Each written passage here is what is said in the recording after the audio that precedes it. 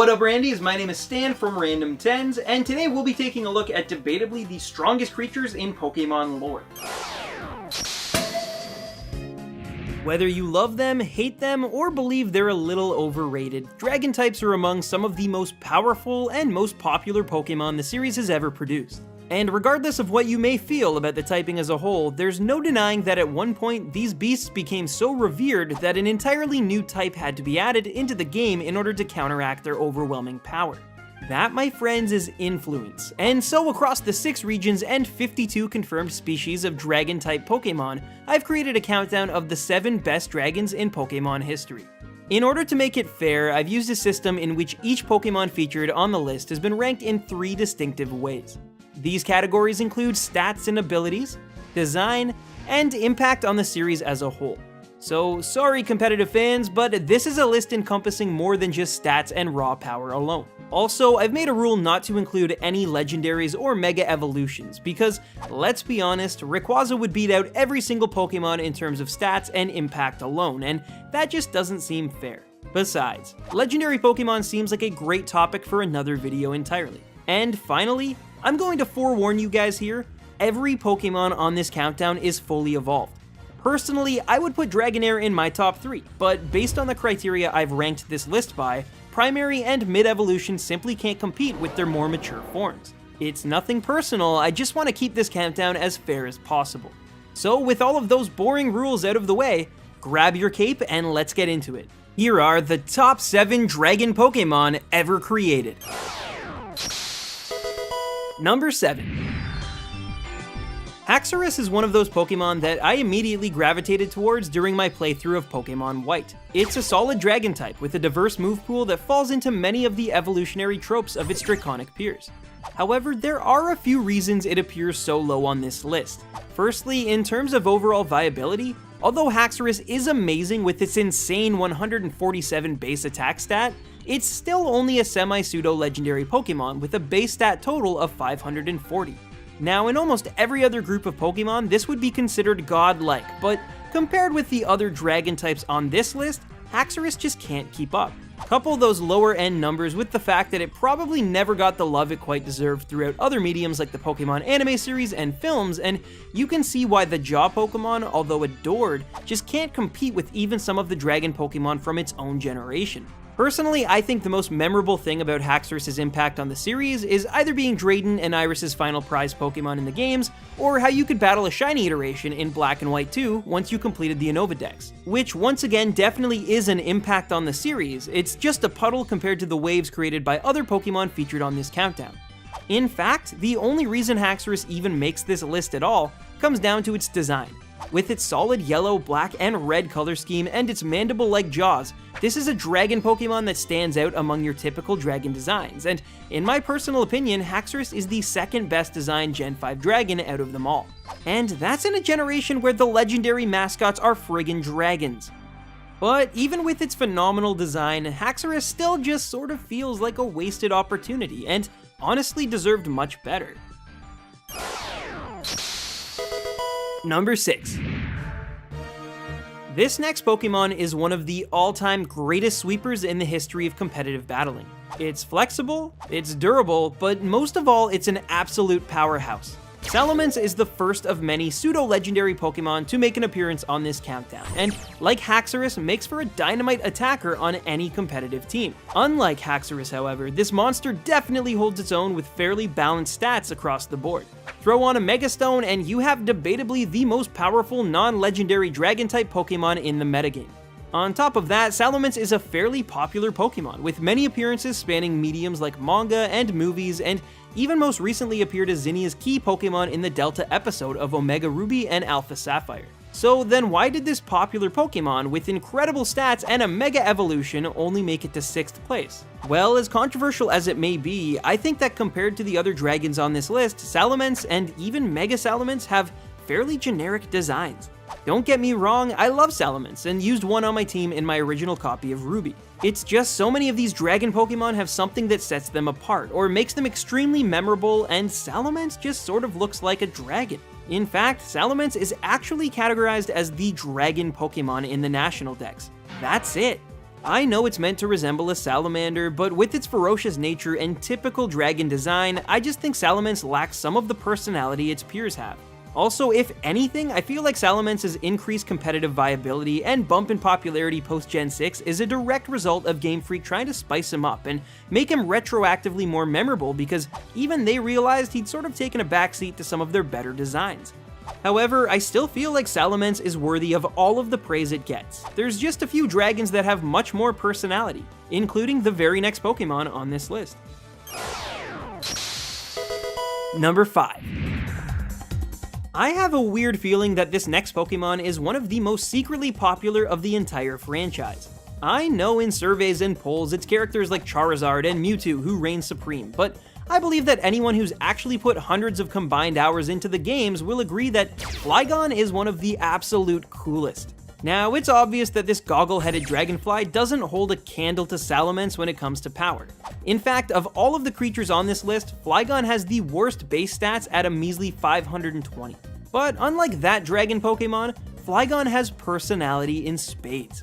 It's certainly not enough to make it number 1, stats do factor in after all, but I personally feel like Flygon has debatably the most creative and unique dragon design in the entire series. Known as the Mystic Pokemon, Flygon is the only dragon type that actually belongs as a part of the Bug Egg group, and boy does it show. This Pokemon, commonly mistaken to have roots in the world of dragonflies, is actually based on an insect called the antfly, and with its cool green and red tones and goggle-like crimson eyes, you'd better believe it stands out among the series' best. Despite not having an incredibly memorable role within the games, Flygon has appeared in 4 of the 19 Pokemon films so far, and even had a prominent role in Jirachi Wishmaker, cementing it as a hero in the minds of kids everywhere. In fact, Flygon was actually deemed popular enough to have a Mega Evolution in the Gen 3 remakes, but artist Ken Sugimori has admitted to having artist block when trying to come up with a new design. Think about that for a second. Flygon's design is so unique that even the guy who created it doesn't know how to improve the look.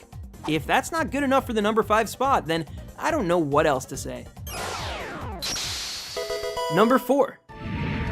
Okay, so these final 4 Pokemon all have a ton of things in common. They're all pseudo-legendaries with a base stat total of 600, they all have unique traits or design quirks that give them personality or an identity, and they've all made their fair share of memorable appearances across the series' lifespan, and definitely have had an impact. So how do I proceed with this countdown knowing that the race is so tight and the playing field is this narrow? Well, all I can do is try and explain my decision for why I believe, according to the criteria I've set, that each monster deserves its spot. Some will disagree, and that's perfectly fine, because nostalgia and opinion sort of have to factor in a little bit from here on out. My point is that all of these final 4 Pokemon are positive additions to the franchise, and it was incredibly tough to rank any one over the others. Okay, we good? In the number 4 spot, we have everyone's favorite shiny, Garchomp. This mock Pokemon is most famously known as Cynthia's partner in crime, and it's undebatable that Garchomp is one of the best designs to come out of Sinnoh. With its shark-like appearance and aerodynamic design, this attacker, like Salamence, makes for the perfect sweeper on any team, and its Mega Evolution is a staple in many online battles. The reason I place Garchomp out of the top 3 is mostly because I don't feel like it's as memorable a Pokemon as the next entries on this list. Its design is admittedly very cool, but at the end of the day, it's still just a dragon with giant claw hands and little personality beyond its association with Cynthia. But once again, I can't state enough that this Pokemon is as awesome as it is ruthless on the battlefield. It's just not quite as impactful as the final 3. Number 3. This dragon Pokemon will go down in history as a pioneer.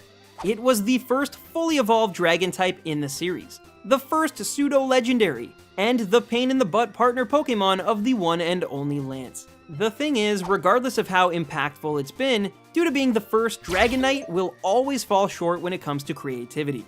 Now, that's not to say that it's not memorable, because it absolutely is. From that early episode where it was cloaked in shadows, to its role on Lance's team, all the way to the one Iris used in the black and white cartoon, if you've been around since the first generation, then you know how charming and full of life Dragonite is. But as it stands, I'd be a hypocrite if I didn't follow my own rules when examining number 149, and the simple truth is, Game Freak has made more creative dragon types since its debut in 1996. In fact, I think it could be argued that Dragonair is actually better designed than its orange evolution. There are, however, two reasons why Dragonite made it this far on the countdown, despite being the most generic looking dragon Pokemon of them all. The first is that, because it was the original, I have to give it a little more leeway than those that came after. This is why, despite sort of having the same problems with Salamence and Garchomp, Dragonite still surpasses them. The second reason is because of its impact and personality. We are talking about the OG pseudo-legendary. For a time, Dragonite was the ultimate non-legendary Pokemon, and a template for what dragon Pokemon could become. It's powerful, it's adorable, and it's memorable as hell, and that, my Pokepals, is why Dragonite deserves its spot this high on the list, even if the Gen 1ers will be livid. Number 2. The number 2 spot on this countdown belongs to the only Pokemon I can say may have a cooler design than Flygon, but unlike that Hoenn outlier, this dragon Pokemon is the newest to the pseudo-legendary club, making it both powerful and unique. If you haven't figured it out yet, I'm talking about everyone's favorite slug monster, the one and only Goodra. In my opinion, Goodra is one of the greatest strokes of genius that Game Freak's ever had. Taking their traditional OP dragon archetype and making it softer both figuratively and literally was a winning formula that surely resonated with a brand new generation of Pokemon fans, the same way Dragonite had an effect on us. Unlike most of the other pseudos, Goodra's strength lies in its insane 150 base special defense stat, but don't let its appearance fool you. Goodra can also manage some pretty devastating offensive power if you know what you're doing. But I will admit that this dragon type doesn't even begin to compare to the competitive viability of creatures like Salamence. So why is Goodra at number 2? Well, besides its iconic design and exceptional stats, Goodra is really the only dragon-type Pokemon that ever got a chance to shine through the anime series. Ash's Goodra is considered one of his most fleshed out and impactful allies ever, and trust me when I say that the amount of exposure this one dragon has received, especially in Japan, is probably more than the other 6 on this list combined. I know some will disagree with me, either because they dislike Gen 6 or because he's not a perfect competitive Pokemon, but Goodra checks off all of the boxes, and in some ways exceeds them, making it overall the second best Dragon-type Pokemon ever. But which Pokemon could somehow surpass all of that? Well, let's find out. Number 1. Look, there's going to be a ton of people who will comment and say the number 1 spot was chosen just to be controversial or for pure shock value, but I urge you to listen to me first and then give your opinion. Based on all of the criteria I've stated, I believe that Hydreigon is the best dragon-type Pokemon that Game Freak's ever made. I'm aware that it's nowhere near as recognizable as Garchomp, not even close to being as good in battle as Salamence, and probably not even as unique as Goodra, but this Pokemon stands apart because, like the aforementioned Slug Dragon, it succeeds in all 3 areas and more. First of all, Hydreigon is impactful to the series by simply being an original in many different fields. Its evolutionary line is the only one of its kind to possess both Dragon and Dark typing. It's also the Pokemon that takes the most levels to evolve, finally turning into the Brutal Pokemon at level 64. Unless you're Getsis, of course. But most of all, I think it's Hydreigon's myth-based design that makes it stand out among the other dragons on this list. Steeped in the Japanese legends of the Yamato no Orochi, Hydreigon is based on the myth's eponymous dragon with 8 heads, who was finally slain by the hero Susanoo. Now, obviously Game Freak scaled back the number of heads to avoid confusion from players, but the fact remains that with such creative folklore surrounding it, it feels like the team took special care when designing this draconic Hydra. Throw in the fact that Game Freak and the Pokemon Company used him as both the pseudo-boss in Generation 5, as well as a staple character while promoting the movies and games from that generation, and you have a character both historical and impactful on the series. And don't forget that this Pokemon is still one of the strongest and most versatile dragons in the entire series, even without a Mega Evolution, and was so infallible for a time that it became one of the poster boys for why we needed a type like Fairy to better balance the game. You can disagree if you want to, and as I mentioned in the number 4 spot, the top 4 are so close it almost doesn't matter. But because of its rich design history, brutally good stats, originality, and exposure to audiences, it's only fair that Hydreigon earns its spot as the number 1 best dragon Pokemon ever.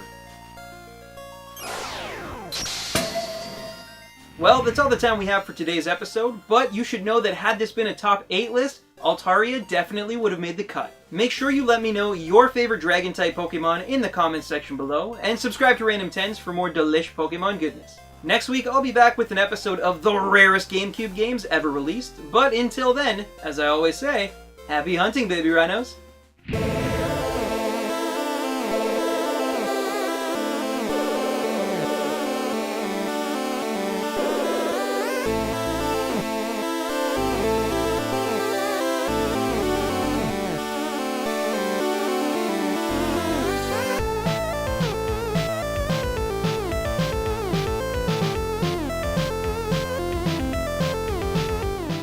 Later, babies!